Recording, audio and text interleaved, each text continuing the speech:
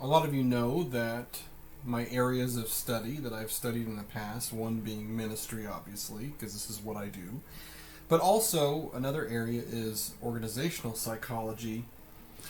And today I want to talk to you a little bit about the background behind failure and success. No, this is not going to be one of those messages, like prosperity or whatever, but I want to relate this passage to something that I see on a regular basis. So, in my day job, work in higher education in an operational setting, but also I get the privilege of being an instructor.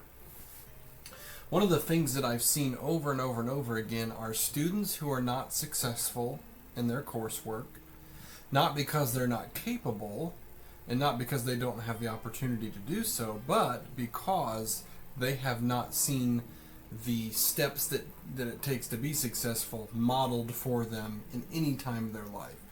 Someone who, they're fifth generation college student, everyone has gotten masters or doctorates before them. They know how it goes. They know that they have to set a certain amount of time aside to be able to do this. They know how to fit it into life because they've physically seen it work. There's two parts to this. Number one is the logistical part. Like, how am I going to make this work? Oh, I saw my mother did this for me when she was a single mother or something like that.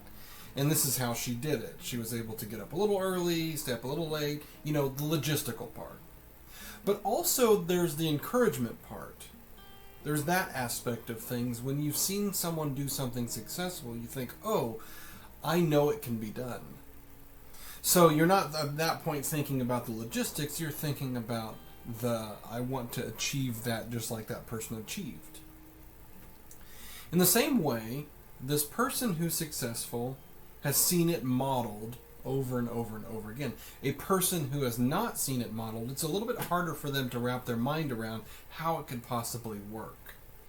So often we see there's a little bit more support needed for that student. So you get the idea. I think it's the same way in our faith life.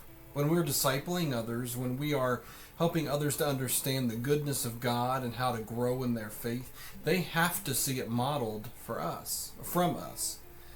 And if they don't see it modeled anywhere around them, they can't just pick themselves up by their bootstraps because they don't know that they have bootstraps. If that makes sense.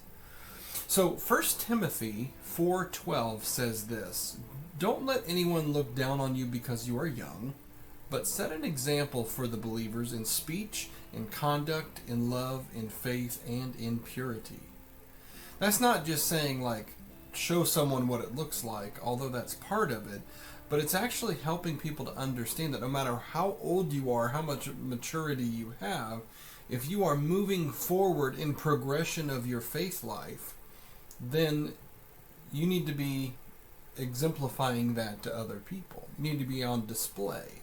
Not on display like, look at me, I'm so great, but on display in that you're encouraging others that yes, this can be done.